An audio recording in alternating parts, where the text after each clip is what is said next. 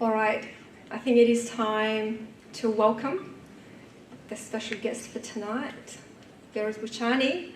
I think you are going to have a question and answer time together. So in this segment, please welcome Behrouz. I think what you would expect perhaps from me is to give a bit of a description or summary about Behrouz, but you know what, that's not my style. I think what I would actually prefer to give justice to Behrouz is to actually ask him to tell us about who Behrouz is. What's your story? Tell us a little bit about yourself, Behrouz. Tell the audience, Behrouz Boochani, what we know as a writer, as an activist, as a symbol when we have talked about asylum seekers and their rights in Australia. But that's probably not enough. There is so much more to your story. Please enlighten us.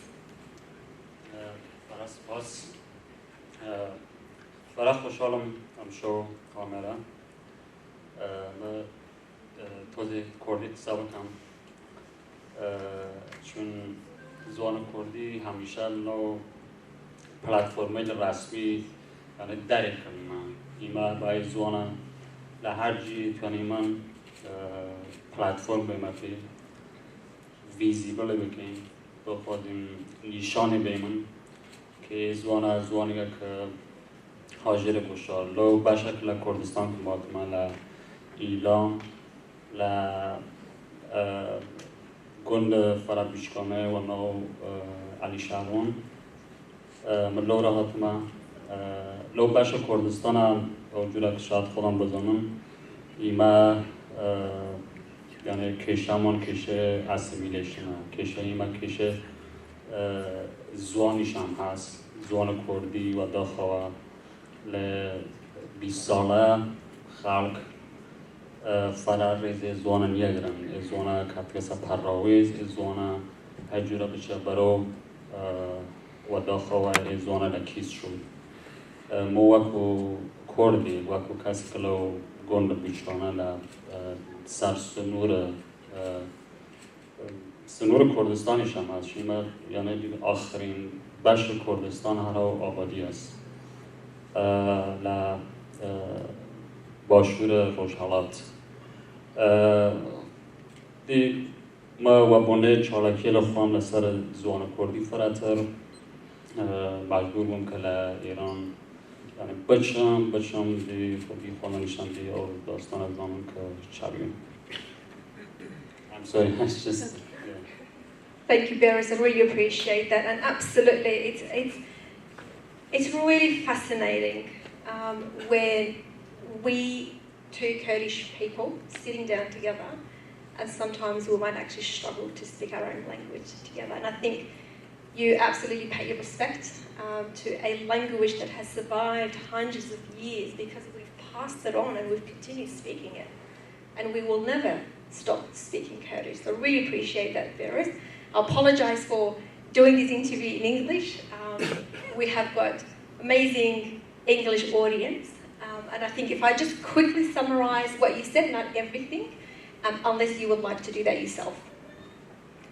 So essentially, Behrouz spoke about how he was born in Ilam, Alishewan, one of the countrysides, and obviously as a person being Kurdish, that particular part of Kurdistan, or that particular part of Rojhelat as we know it, the problem is assimilation by the government. So a lot of times this assimilation obviously has played in various parts of Kurdistan. You look at Turkey, it's the same story, but for Behrouz, that is one of the things that he mentioned. And he spoke about his activities against, obviously in opposition to the government in Iran, and essentially being forced to flee as a result because there is no place, this is my addition, there is no place for freedom of speech in Iran. So when you have a Behrouz Boochani speaking in opposition to the government, unfortunately he would have to leave the country because that is the major threat to the life of activists that would like to bring injustice, crime and oppression to the visibility of people and speak about it and write about it. So thank you. Can we start by our first question, Behrouz? So you probably all heard about Jinjian Azadi and would like to ask a question about this particular matter. So the Kurdish women's guerrilla struggle, which started 40 years ago in the Kendil Mountains in Bakur, has been a driving force behind the Jinaz revolution, or the revolution as we see it in Iran at the moment. Despite attempts by certain Iranian movements to claim this as their own creation, what is your take on the significance of this movement and its impact on the Kurdish people? Yeah, thank you very much. I think it's very important question at the beginning of the protest in Iran. I think it was like 5 months ago. On that time, people like me, we spoke out because we knew that if that protest continue, they are going to take control of the narrative. And on that time, it was very difficult because the media, I mean Persian media, and opposition and people who have been fighting against the government, they say that because of unity, you should stay silent. You should stop talking about this slogan because we are one nation and we are united. And you don't talk about this slogan that has roots in Kurdistan because you divide us. But in fact, and on that time I remember some Kurdish activists, they affected by that, and they were asking us, don't talk about this because we are united, so we want to fight against the government, to change the government, then we will talk about this. But actually, the reason that we started to speak out was to take control of the narrative, a narrative which belonged to Kurdistan, and this slogan that now has become a manifesto for the, we call it revolution in Iran, that come from Kurdistan, that has roots in Kurdistan, and that come from the radical political culture in Kurdistan, and has a history behind that. For decades, Kurdish people have been fighting with that manifesto, and of course that comes from a resistance knowledge in Kurdistan. So it's very important that we don't let colonizers to take control of the narrative. And to be honest, just a part of the opposition, I mean Persian opposition, they claim that actually that created by them. But most of people are aware, but they ignore it. They are aware that come from Kurdistan, but they don't talk about it. They ignore it, and I think that's it's very important that we mention that all the time. We talk about it, and we let people to discuss it, because we should learn from this. We should learn from the history of resistance. And it's very interesting, after about 2 weeks or 10 days, that this slogan was saying by protesters across the country. In Tehran, in the capital city, a part of people and opposition, they created another slogan, which they say men, country, or I don't know how to translate it, the third word. Homeland. Yeah, motherland, homeland, something like that. Man, fatherland, prosperity. Yeah, and I think that is such a shame. But of course, among Iranian people, among feminism movement in Iran, in Tehran, among the young generation, they stand up against that alongside Kurdish people. So that's come from there actually. But generally, what I believe is that we should always talk about this, that come from Kurdistan, because we should learn from this. It's not only that we claim it, too proud of it, or said, oh, we created this. Not. It's because we should learn from history of this manifesto. We should learn from that resistance knowledge. And we can introduce Kurdistan political culture and resistance to the rest of country. So that's why I think it's very important. But of course, Kurdish people, we should let this manifesto to be for everyone. Everyone should be able to feel that they are a part of it. Anyone who understands it, anyone who believes in this manifesto. Thank you, Behrouz. That was very comprehensive.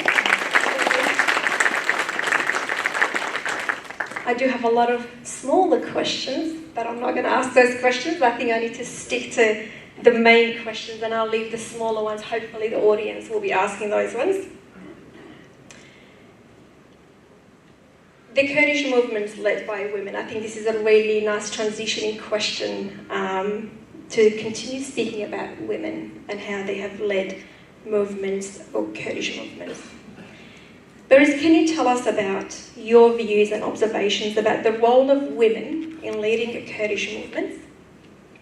And how do you believe this has affected the broader Kurdish struggle for independence and unity? Everywhere that I go, when I talk about Kurdistan, people who know Kurdistan, they know Kurdistan through women. Women who have been fighting against ISIS. And they talk about YPG, those people who know Kurdish people. And I think that is very important. At least symbolic is very important. And of course, Kurdish women have been fighting for many decades, you know. But I think, of course, this manifesto comes from Kurdistan. Of course, there is a very strong feminism movement in Kurdistan. But Kurdish culture, like the other, in the whole region, in Middle East, is very patriarchal culture and structure. So we should admit that. We should understand that, and we should create a space for women. And we cannot lie to ourselves that we say that Kurdish women are,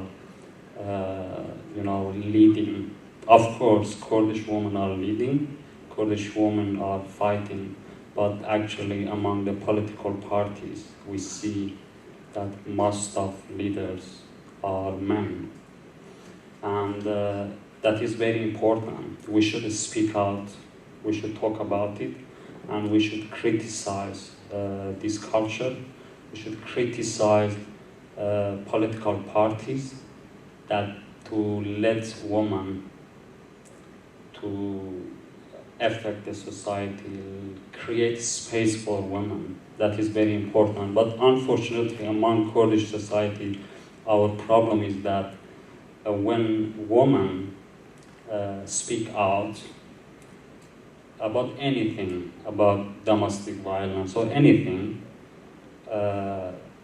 men, they oppress them, men silence them, because they say that if you speak out, our enemies, they use it against us. They are right, but what is important is that we should speak out. Anything that you say, of course, there are enemies who can use it against you, but that doesn't mean that we silence women. So I always stand with women in Kurdistan and to fight against those and criticize those political parties and those men who take control of the platforms. So that is important. We cannot just say woman life freedom and that comes from Kurdistan. We should change ourselves as well, and we should fight for that to create change in our society and also in political platform. That's what I believe. We should be honest to ourselves. Thank you.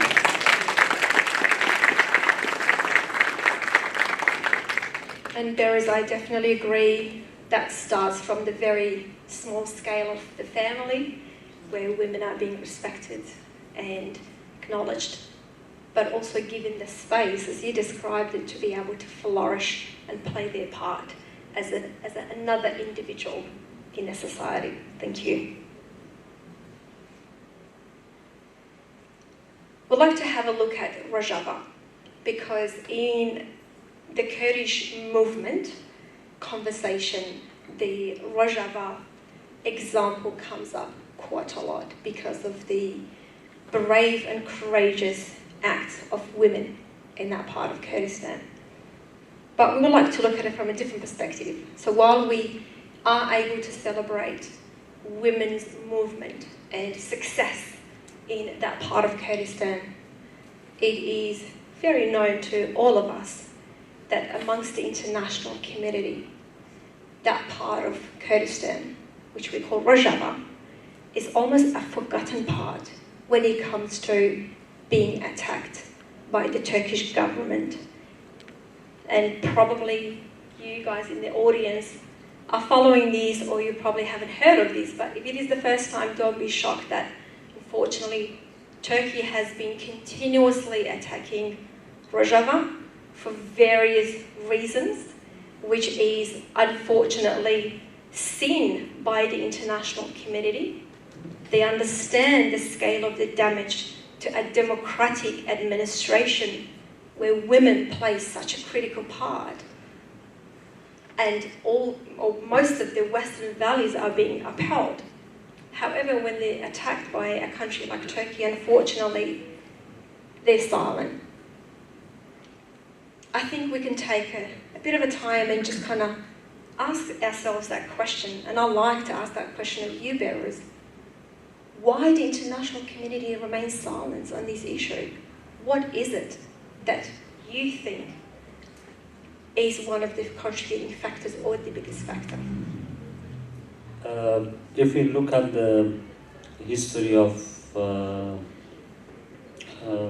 modern time, like over the past 100 years, since the concept of nation state has established, since that time we've seen that Kurdish people always have been fighting, and sometimes they've been fighting alongside the superpower, but they left them behind. And that's why we use the term "no front but the mountains," and that is, I think, is very true in history of Kurdistan. That in the First World War, on that time, after the war, many countries established in the region, but they left Kurdish people behind, and so that always happened until when Kurdish people in Rojava, they defeated ISIS. I think at least 12,000 people, fighters, have been killed in that war. And Kurdish people have been fighting not only for Kurdistan, but for international community as well. And but in the end, we've seen that how Donald Trump and America left Kurdish people behind. And but what is important really, the biggest problem is that it's a return to geopolitics. That like the location and how Kurdish and Kurdistan is surrounded by regional powers, and they always get united against Kurdish people, and that's unfortunately Turkey as a second biggest army in NATO. They have a policy to keep like a hostage policy. They do that on refugees that we see in Turkey to put pressure on European countries and with Kurdish people as well. Sometimes they just put pressure to get benefit, they get a point, but generally I think what we should do as a Kurdish people, we should introduce that historical resistance by Kurdish people against ISIS. Many people don't know that. Of course, it was on the news for many years and many people are aware of it, but we should continue to work to introduce that resistance, to get support from international community. But generally, I think the reason has roots in the geopolitics. But that's how we say that how it's hard to be Kurdish. Thank you. The questions are getting harder, aren't they? I studied geopolitics at university actually. People don't know that. People say, oh, why do you talk about politics? And I said, because I studied geopolitics at university, but it's not my field now. Yeah, I do other works.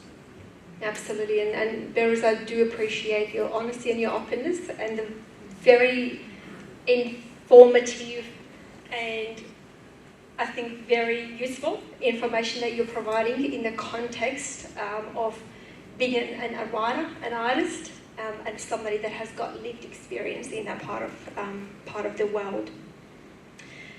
So our next question is in relation to the isolation of the Kurdish leader, Mr. Öcalan.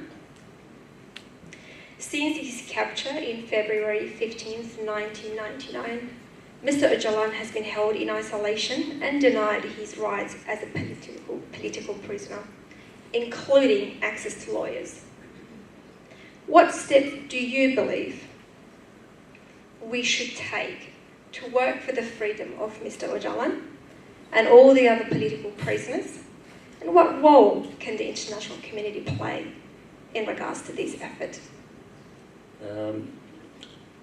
Actually, Abdullah Öcalan's philosophy, political philosophy, is against nation state. So, because of that philosophy, of course, the current political structure doesn't want to, the power structure doesn't want to support. So what we should do, we should get support from people, around the world, and I think that is very important these days. But Abdullah Öcalan case remind me of, it's very similar to Julian Assange case. Of course, they are two different characters and they have a different history, and what Abdullah Öcalan has done to Kurdistan is very historical and it's very important. But generally, the way the international community treat them is very similar. And the way they arrested them, for Abdullah Öcalan, I think at least 6 countries were involved. They worked together to arrest him and put him, in prison. And that's happened for Julian Assange as well. So even with the case of Julian Assange, that we know that he is a Western citizen. That is very different, because always racism works in the Western mentality. Even with his case, we see that how it's difficult to, create change and let him free, release him from prison. And even with the Australian government, they didn't support Julian Assange. And the mainstream doesn't want to do that. But I think the support is growing for him, and I think we should that for Abdullah Öcalan as well. We should work to make people aware of his case, and make it as a big international case to get support, and we put pressure on the Turkey government to release him. Thank you. That question takes a lot of time. I think there's so much to unpack about that particular question, and it can be quite disturbing knowing facts about how Mr. Öcalan is treated, and how he has been denied access to very basic rights of a prisoner. And unfortunately, so far, we have not been able to, or as a Kurdish community, we have not been able to at least get to that point or that stage of him being able to access his lawyer, at least. So the efforts of the Kurdish community continues, and the international community, as you said, is such a critical part of this conversation, and we really need to join our forces to be able to put pressure on Turkey to realise that what they're doing is against the very basic rights of prisoners, especially political prisoners. Next question, we would like to explore a bit of I think we'll look at a discussion about the political parties in Rojhelat and Iran. Mind you, our country is divided between four governments of four parts. So when we talk about Kurds and Kurdistan, it's such a complicated matter. It takes you to various parts of that part of Middle East where every country does its own things, and we as the people, the indigenous people of that land, constantly struggle to understand their mentality and then understand what we're going to do about it, because they are all so different yet very similar when it comes to the question of Kurds. But let's just look at Rojhelat for now, and the question of our political parties. So since the Jinnah's revolution, there has been calls for stronger unity among political parties in Rojhelat and Iran, and there have been some steps taken in this direction. In addition to unity, what do you believe are the biggest barriers to the success of this revolution, and what steps can be taken to overcome these issues? Yeah, I think, of course, each part of Kurdistan is different, because we are struggling with different systems. But each part has effect, and I think.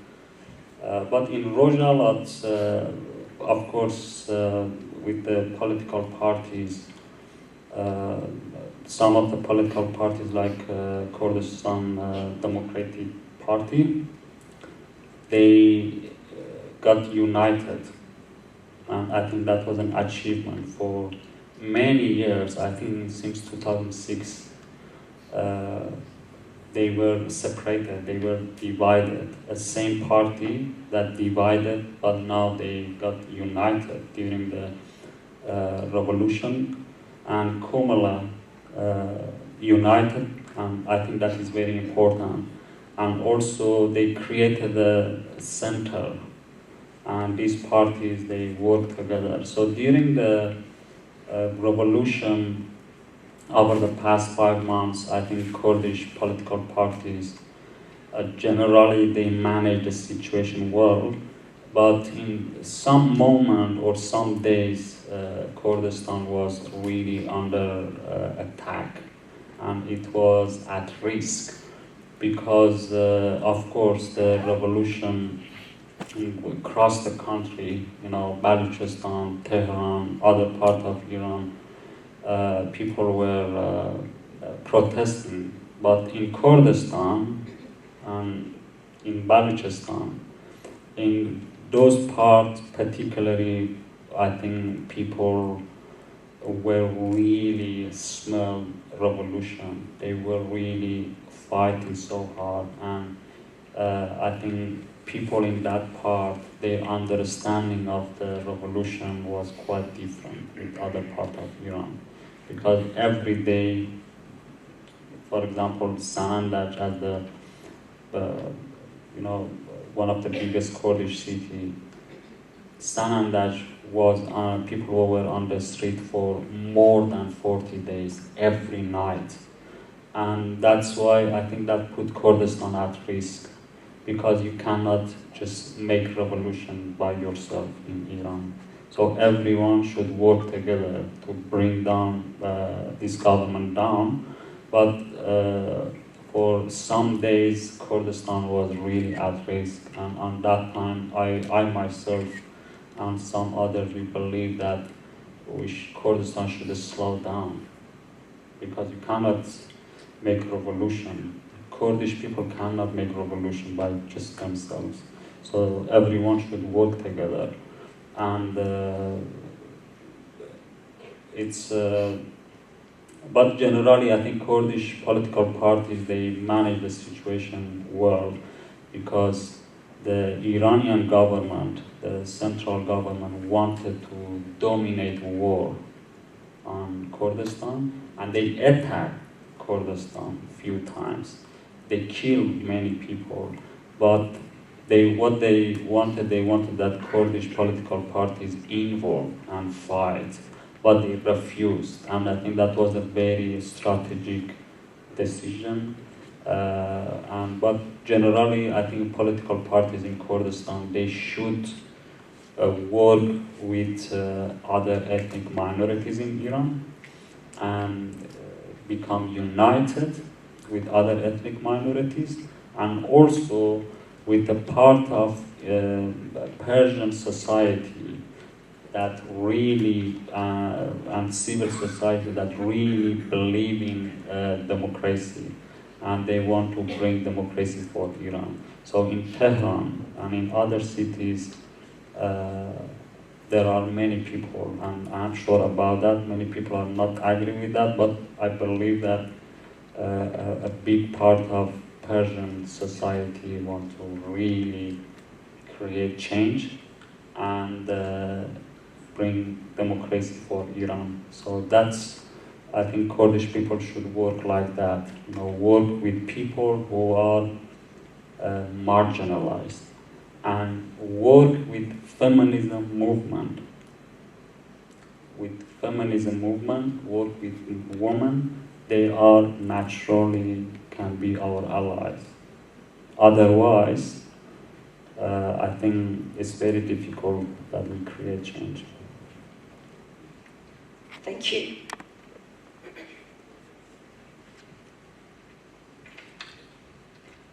Another thing I should say, that they should, sometimes I see that they don't know how they are able or they are capable to create change on future in Iran. So sometimes I see that they really lose trust, and they don't trust in what they can do. But they should remember, they should rely on Kurdish people. They should rely on Kurdish people, and while they believe in Kurdish society and work with other ethnic minorities and a part of civil society, I believe that we are able to dominate democracy on Tehran. Thank you. That's a very powerful point. Remaining on the countries that have colonized Kurdistan, the 4 parts, Given the different forms of colonialism faced by each of the four parts of our country, Kurdistan, what challenges do you see as being common to all Kurds in their struggle against colonialism and fascism? Yeah, as I mentioned before, each part of Kurdistan, we are dealing with different system and different political culture. So that level of fascism in Turkey system, is very different with the level of, the nationalism in Iran. It's very different, and we should accept that we are dealing with different political culture. But generally, the mechanism is same.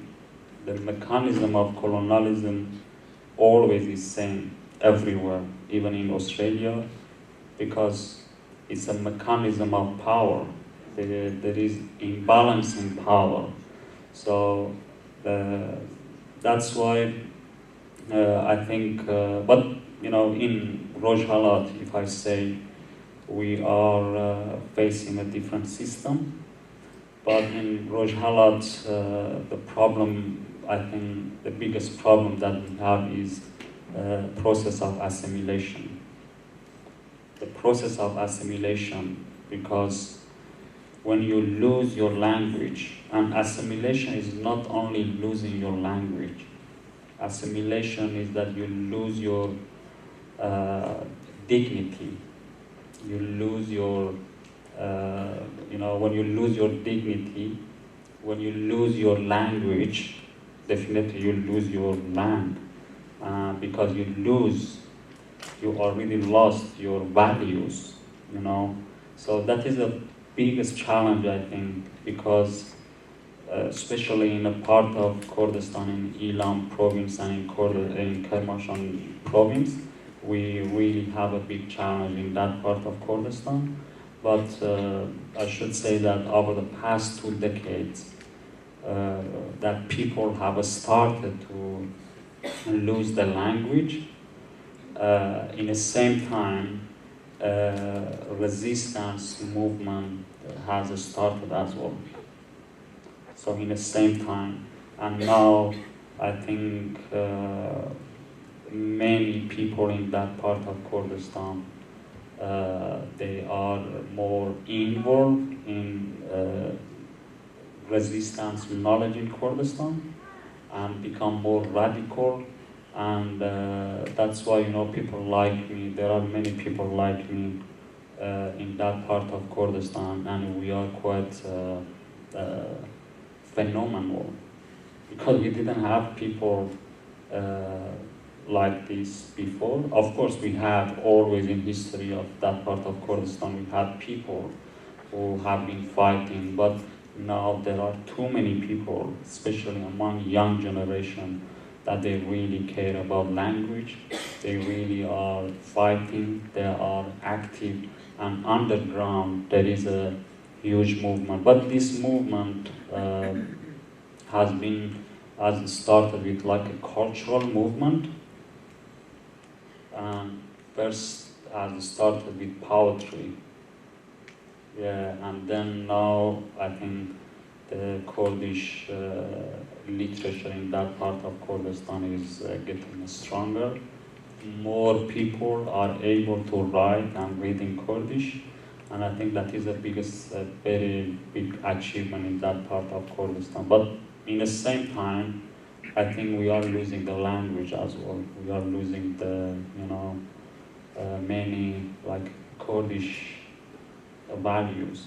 And it's quite interesting with the process of assimilation. That is my understanding, that when a society is assimilated, you lose your values, you lose the beauty, that beauty side of your culture, to ugly side of colonized culture. I mean that we still keep that ugly side of our culture, but we lost the beauty. That is very interesting. But generally, there is a resistance in that part of Kurdistan, and I think that is very important. After the revolution of 1979,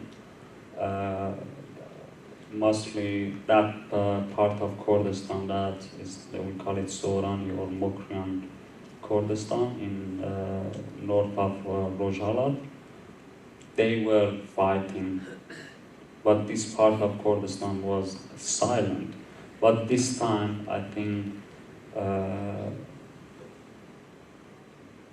this part of Kurdistan will be a part of that resistance as well. So we can say that compared to 40 years ago, now Kurdistan is bigger in Rojhelat to resist. Yeah, absolutely. And during the revolution, we have seen the young people of Kermanshah and Iran coming to the streets and voicing their opposition to the government, and they have been fighting alongside the other Kurdish cities and all the other cities in Iran, and that is a testament to people being fed up with assimilation, people being fed up with not being able to exercise their rights as a different nation with different language, different culture, different customs, and everything is always looked at as you are the minority and you are inferior to the other culture, which is the Iranian Persian culture. I think that is a very important point that you mentioned, that during this revolution or uprising, organically, Kurdistan and Rojhelat became united. So for the first time, actually, in history of Kurdistan, for example, in Ilam and Kermanshah, people were really involved in the protest with the Kurdish discourse.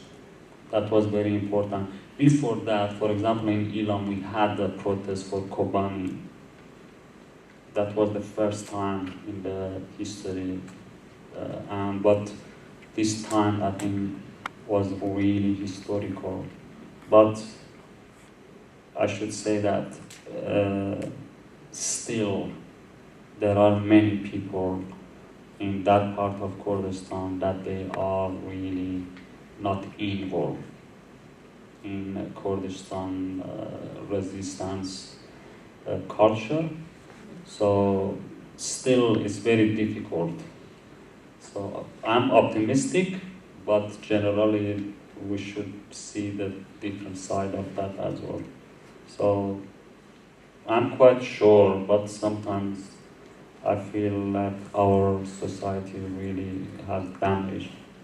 So we should just wait to see. Absolutely. Thank you. And you're very welcome to elaborate on that with questions later in your time, because I'm sure you're very enthusiastic to know more about these. Staying in Rojhelat, we would like to ask if you could please tell us about your vision for the future of Kurds in Rojhelat. I'm losing my voice. I'm not stressed. There's not a lot of people watching me, and that's absolutely fine. Can you please tell us about your vision for the future of Kurds in Rojhelat post the Islamic regime movement?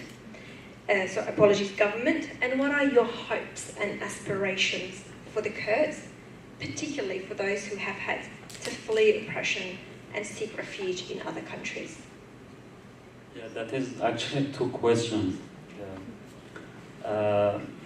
As I before mentioned, I think Kurdish people, the Kurdish political parties and leaders, because I think that is very important, that how they fight, how they should be really strategically work with other ethnic minorities in Iran, and the civil society who really believe in democracy.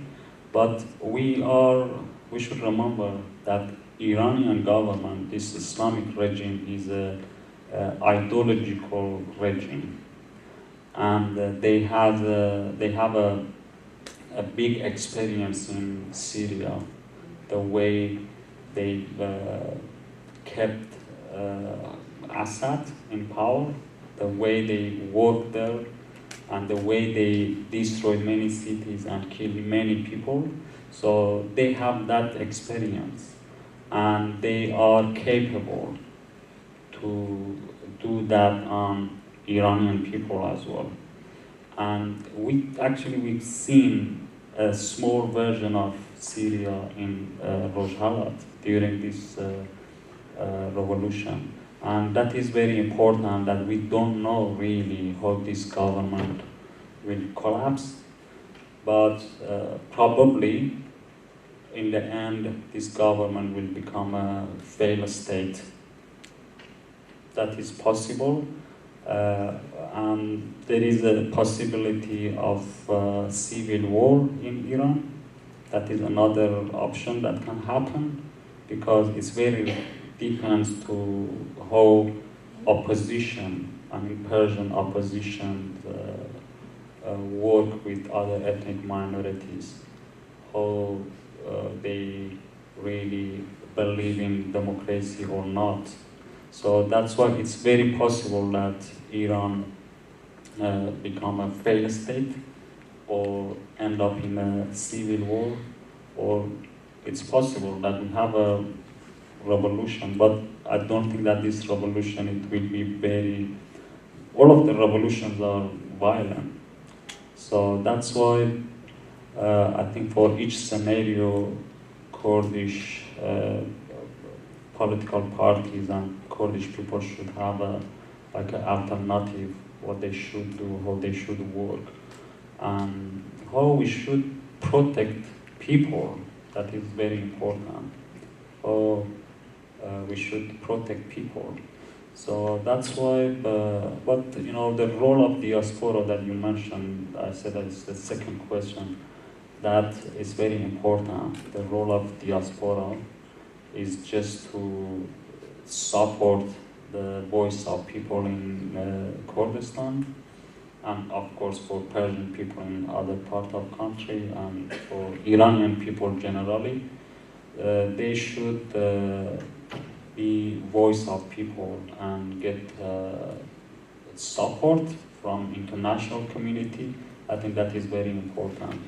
The role of diaspora, and I think the Kurdish diaspora had a big role during this revolution. The way they appear in the protest, the way they work with other Iranian people, but with their identity.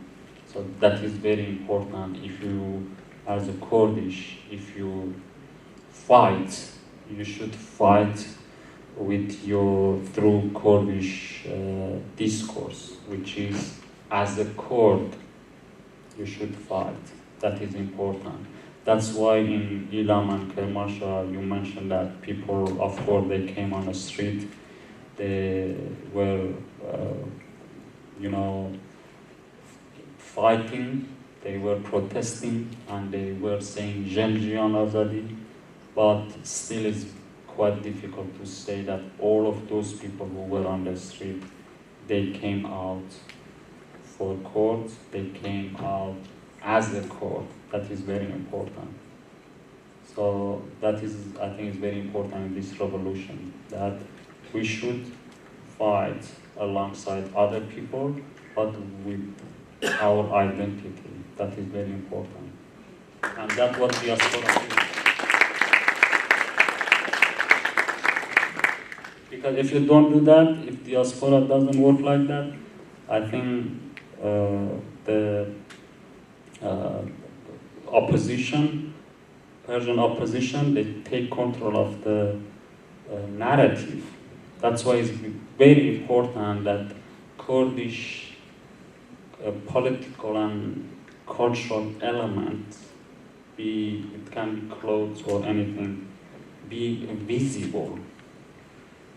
That is important. That visibility is very important.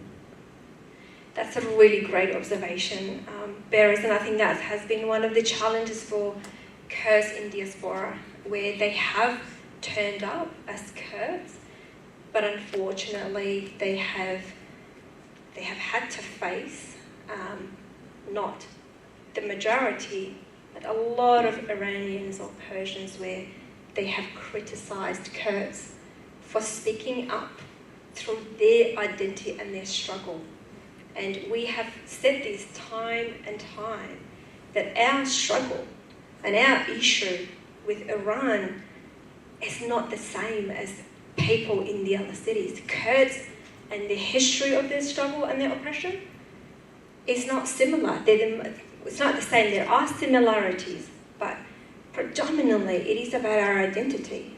It's about our language, our culture, our right to be able to live our lives, teach our children to speak their own language and not be assimilated simply because they do not see our culture, or they see our culture and our very existence as a threat to that entity.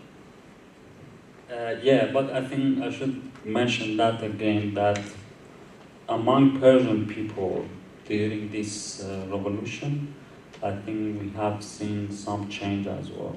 Many Persian people who really didn't know an idea about Kurdistan, they didn't know an idea about other people with different backgrounds and culture in Iran. I think they become aware, and I've seen that, and that witness, that is my analysis and observation, that I think among the young generation in Persian society, I think there is more solidarity toward Kurds, but of course we still have a challenge, especially with the opposition, especially with Persian TVs, Persian media, how they want to actually marginalize our voice. But among the society, there are many people who really show solidarity, and they believe in pluralism, they believe in democracy. So that is my observation. So we should acknowledge that side of society as well. We cannot just reject everyone. Yeah, I'm sure about that, quite sure about that. Absolutely, and I think that observation has been made mostly in diaspora. So inside Iran, it's a different story. And when you look at diaspora, when it has to be quite different because of our experiences, we're hoping that we would see a lot more of people that would be in solidarity with Kurds, as opposed to seeing them as a threat in this revolution. And that's absolutely correct. Behrouz, I think through education and raising awareness, we have been able to reach the new generation in diaspora and in Iran to really speak to them about our identity and how essentially that is not a threat to their existence and to their land as well.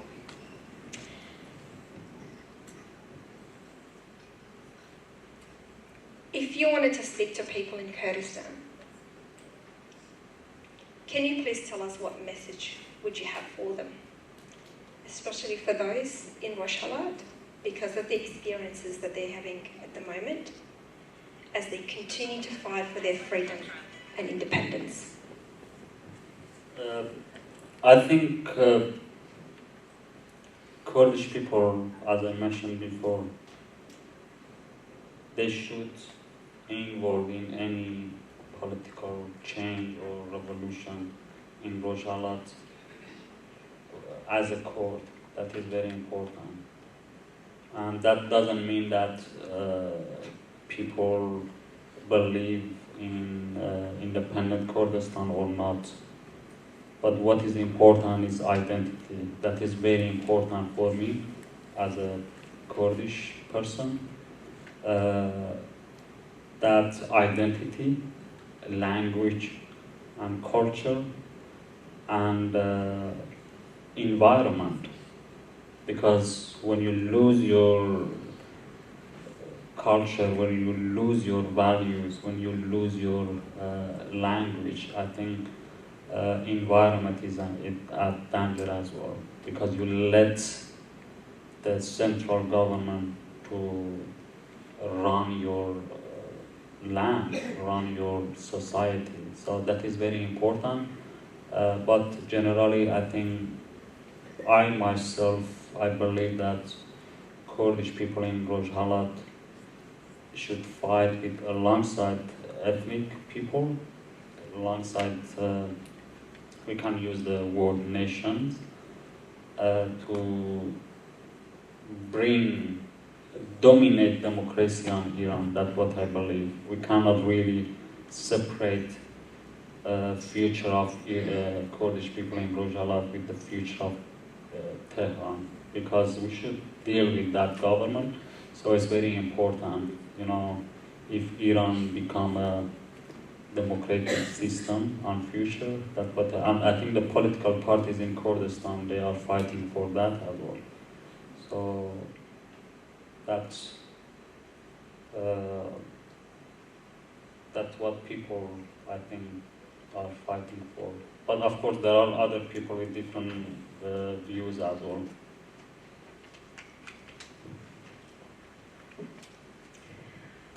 Thank you.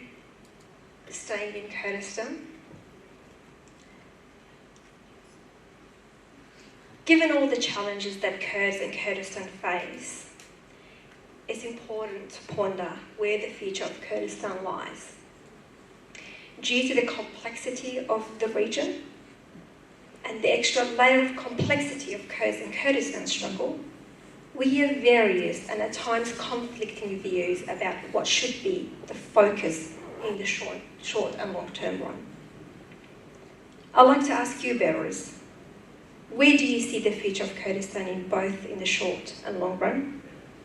And the second question, what actions do you think are critical to be taken to ensure a better, safe and secure future for Kurds? I think sometimes we should accept the political geographical reality. And for Kurdish people, I think, and the people in the whole region, I think the biggest threat, one of the biggest threat is climate change and mismanagement of resources. And that is not really a part of the political debates, but that is important. Especially in Iran, people don't talk about it. It's not in a priority. People just fight each other, opposition fight each other politically. But that is very important. And because of Kurdistan as quite a green land, as a land that many rivers come from Kurdistan, I think that is a very big threat to Kurdish people and for people in the whole region. That's climate change and mismanagement of resources. That is very important, and that should be, because while you have rivers and you are surrounded by countries like Iran and Turkey, of course they look at your resources, they look at your rivers. And that already happened in Iran.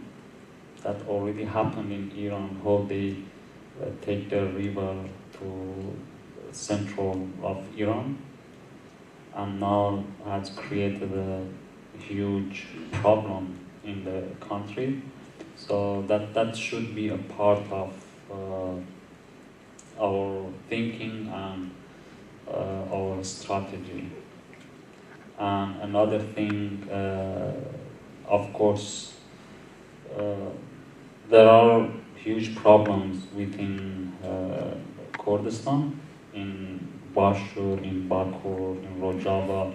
In Rojava, the biggest threat is Turkey, and the central government, Assad. But generally, I think it's a very hard question, really, to think about future, but we should have a strategy to protect our people as well. I think that is very important. Thank you, and I do agree. It is a very difficult question, and it definitely...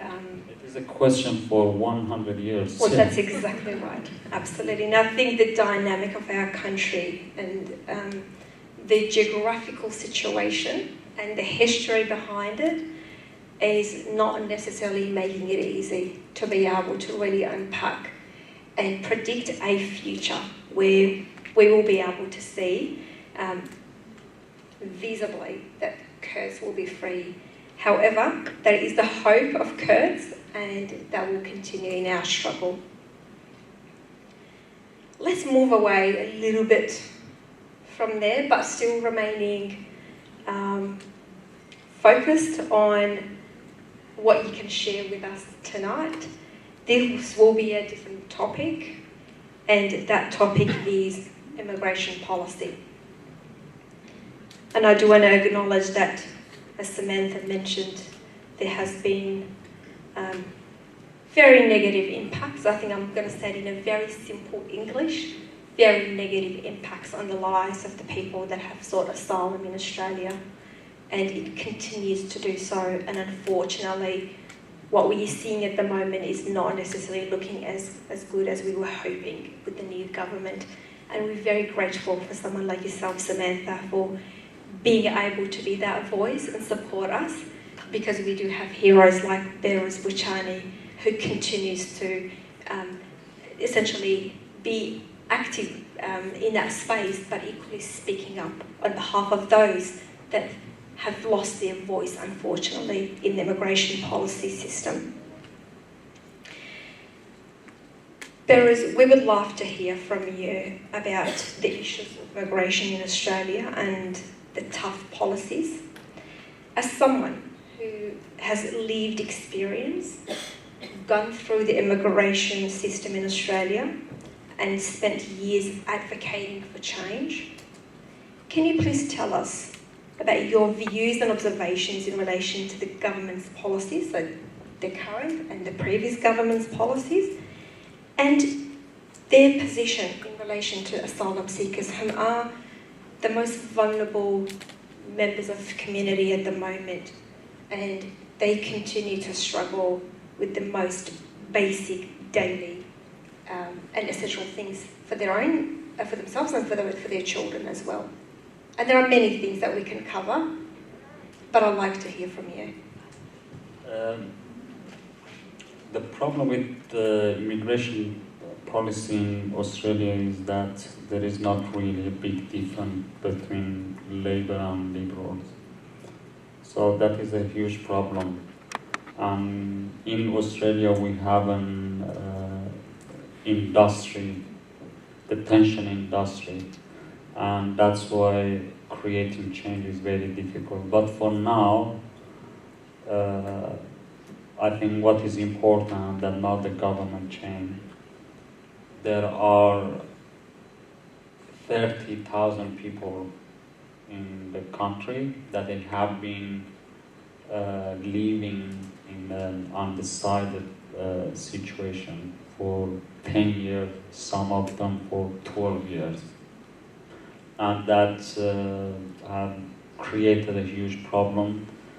Many families are separated, many people don't have a future, and I think that should be a priority.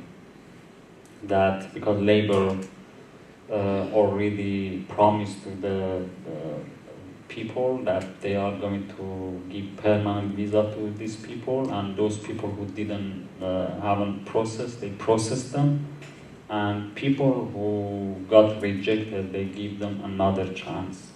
So that should be the policy for Labour, but I think they are not brave enough to do that, start that process. And I think it's very important that Green alongside other politicians, independent politicians in the parliament, they put pressure on Labour to create change. And they should be, as I mentioned, in the program Q&A, and I visited the parliament as well last week, that it's very important that this government trust in itself, trust in people who support this government, and create change, at least for now, for those people who have been waiting for many years. But of course there are 140 people in offshore, in Port Moresby and in Nauru, and they should be released as well. So I was in the parliament to support the legislation that's put on the table by Green to evacuate those people.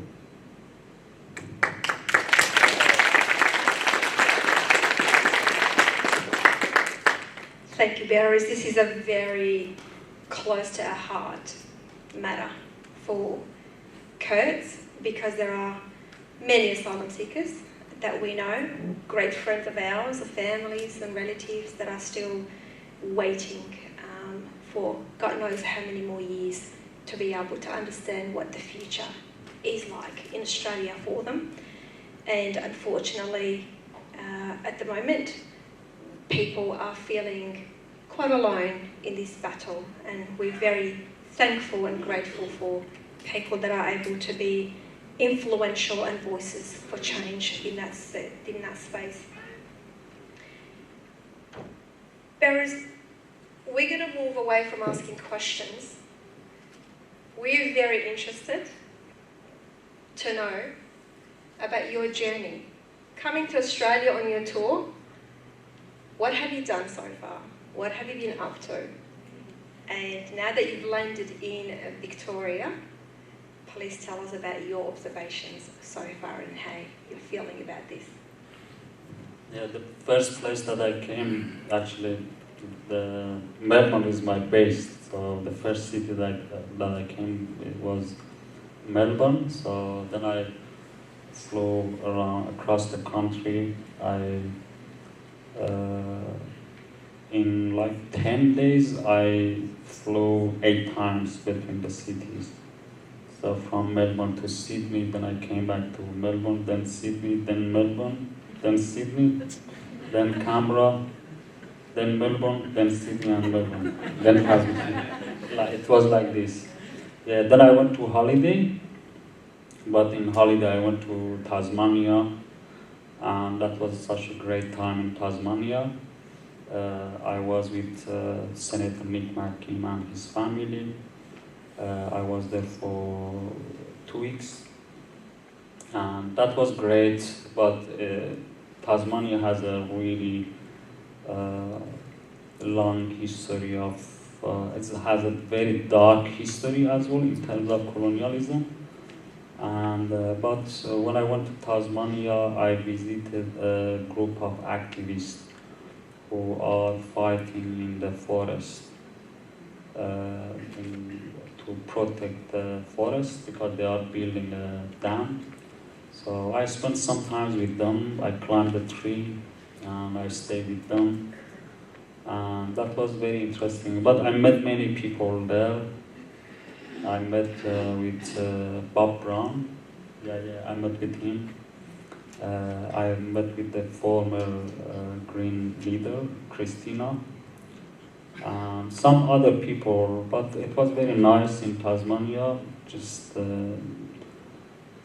spending time in the nature and talk about nature. And then the second part of my journey has started. Again, I have been flying across country, but this time I visited Adelaide as well, and Brisbane, and some other cities like Byron Bay. It's great, It's I met many refugees, and it's really difficult because we have they are carrying an invisible violence because they are separated with their families. But at the same time, I met with many Australian people as well, people who are really fighting against this system to create change, and met with some friends. So just I've been flying, that I can say. Well, thank you. We're very certainly privileged to have you here tonight. It feels like a dream come true, I guess. It felt like we may not be having the privilege to be able to meet you in person and to see you in person and to speak to you about things that are close to your heart, but equally things that have been burning on our minds about Behrouz being a Kurdish activist. What does he think about these matters? And I think it's really important that we have that. I don't know myself as an activist. I always say that anything that I do in this world, anything, whatever I do, in the end of the day, I'm a writer. Well, there you go. Finally, it came out. And can I should say that I really hate politics. But it's actually politics chase me, and I think chase you, and all of. As a Kurd, I say, I cannot ignore it. But generally, I hate politics. I was really triggered, I would say, when I heard you talking to the Sydney audience about this, and it almost kind of made me reflect on how we say this very lightly a lot of times as Kurds. We may not necessarily think about what it tries to say, but we say, no, we're not political. No, we're not political. But I think then sometimes we remind ourselves, well, guess what? You can't run away from the fact that you're Kurdish. And unfortunately, whether you like it or not, it's part of you. You've got to travel with it, and you've got to remain true to your identity as a person. You're forced to be political. And as he said, it chases you. And it is the circumstances of individuals and our nation as a nation that unfortunately has been denied its rights for years and years. Behrouz, I did not read anything about you, and thank you for pointing out a very important thing about you, being a writer. You can go and search Behrouz Boochani and there's like pages of information coming up. And I'm like, how much of this is true? And how much of this Behrouz would actually agree with? And guess what? That he does disagree with the activist as a word. So I wonder if I can go to Wikipedia and change that for you. But Behrouz, would you agree that you are a Kurdish journalist? But would you give us the agreement as well that you are a Kurdish rights activist or human rights activist and a film producer? Well, Behrouz lives in New Zealand at the moment, as you know, and he has been writing books. And the two books that I'll bring to your attention is the No Friends But Mountains. And there is such a fascinating story behind that, and I'm not going to steal the thunder here because I feel like Behrouz would be in the best place to tell us. But most importantly, the second one, Behrouz, that came out in November 2022. And we do have copies here today, by the way. You can actually grab yourself a copy, the back, and get it signed by Behrouz. And the book is called Freedom, Only Freedom, The Prison Writings of Behrouz Boochani. Behrouz, would you like to talk to us about the second book or both of them? Just enlighten your audience tonight for the keen and curious minds as to what are these books about, in summary, obviously, and what would you like to say to the readers that have read it already, or those that you would like to give it a go and read the books? So these books, I should say that I don't have the copy of my book yet because I've been waiting for publisher to send the copies. So they didn't send it on time, and then I came to Australia, so I don't have received it yet. Yeah. Is that the second book you're talking Yeah, about? yeah, second Okay, book. good. Yeah. I promise people you've got books. Is it at the back? The Yeah. No Friends But Mountains? At the back? Yeah, that one. Fantastic. Yes, there is a book. The books are here. No, I cannot carry it. That is the problem, because I carry many things, so I prefer to receive it when I go to New Zealand. Yeah. I have like 20 copies at home. Yeah. Hora, can you confirm that we do have We the have second both book of as the well? books, Only Freedom and No Friends But the Mountain. The both are here available. We've got copies of both. Yeah. So the first book, I think you know it, about the life inside Manus prison, and I was trying to describe how that system works. But of course has some Kurdish stories as well. You know, I have a Kurdish liar in the book as well. But this new one is a collection of articles that is more like an academic book, and some other people contributed to this book as well to write about my work and their understanding of my work. It's more like an academic book. But to talk about refugees, to talk about this system, and also talk about colonialism as well. You know, that how this policy established on colonialism mentality, and that's why I included indigenous people in Manus Island as well into this discourse about refugees, that people really don't talk about them, but they are a part of it, because their land is become a land of exile, and people there are not happy. So that is my works about this policy from different aspects. Some of the works are about just individual refugees, some of them are about Manusian people, and some are very political about Australia. So, and also the connection between civil society in Australia with our resistance in Manus Island, that how we work together, how we manage to work, how we communicate, and how we, in the end, we challenge the system. Yeah, so it's just more like an academic books. Fantastic, and I do believe there is a lot that we can learn from having a conversation with you, Behrouz, but at the same time reading the books that you have written for the audience, which would include not Kurds, but a lot of people are very passionate about understanding your journey, knowing your story, and essentially understanding what is it that Behrouz is trying to tell us in those books. So I really encourage you to take a copy and read it and share your feedback and your observation. It's always important that we are able to share what we think when we actually read a book as well.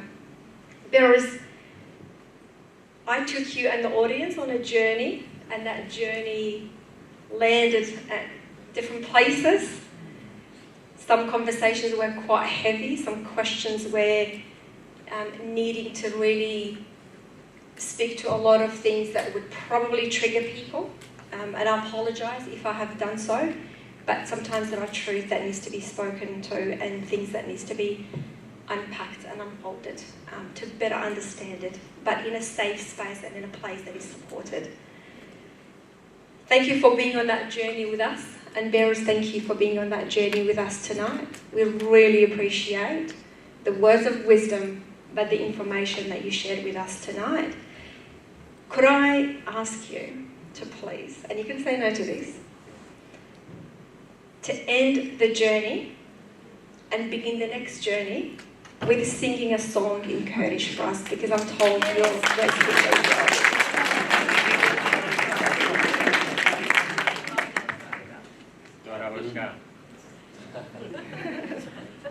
Yeah, a part of being a singer is that you should be able to sing in front of 1,000 people. You shouldn't feel shy. So, yeah, I sing. So you're a singer. Thank you, appreciate it. Yeah, so when you sing like that, definitely you can be included among singers. Yeah.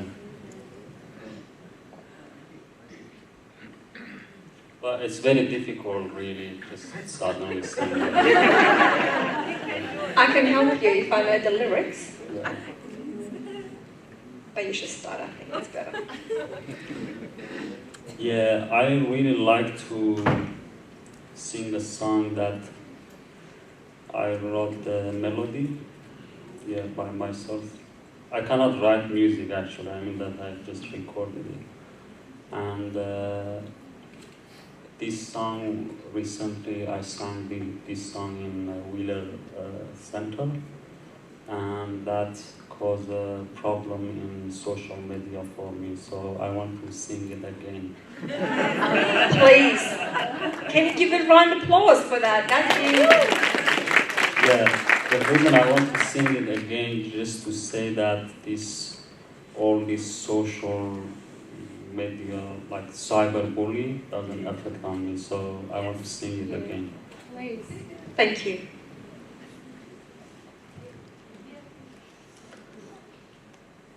But the poem written by a friend. Goodness me, he's writing it.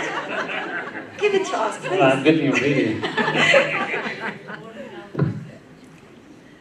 Hey dare eşketun hamerdiyet akani ha rişe kerdiyet dare eşke paru pirari lan khine dan ve yadgari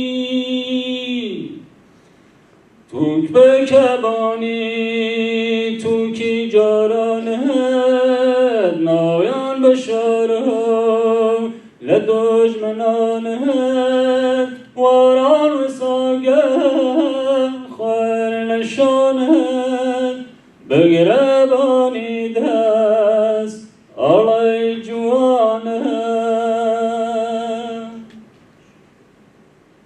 کرماشان تا هست هگور شاره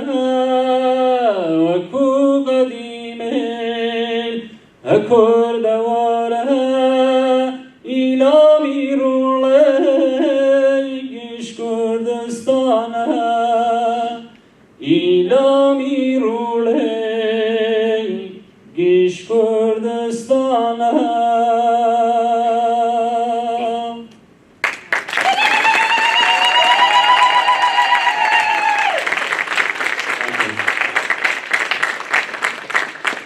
Thank you so much, Behrouz. I almost attempted to come in and say something, but I felt like I'm going to ruin it. So thank you for the privilege and the honour that you gave us for tonight. What a wonderful voice. The problem in Kurdish music, we have a big problem, is that because the folk music is very strong in Kurdistan, so if you sing a song, many singers take your song and they sing it and they name it. So just this song is for me. Just I want to say. Yeah, it's very possible that if people share it on social media, there are many singers who are just waiting to see a melody and take it and sing it, but it's okay, you can sing it, but that is mine.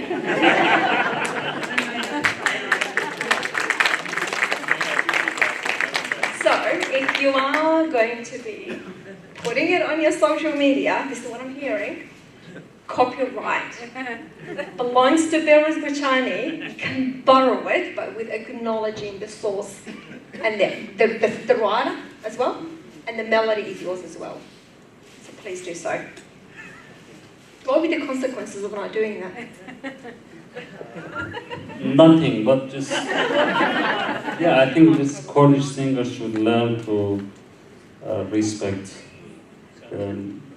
other works. Yeah, 100%. that is a big problem in Kurdistan, I think.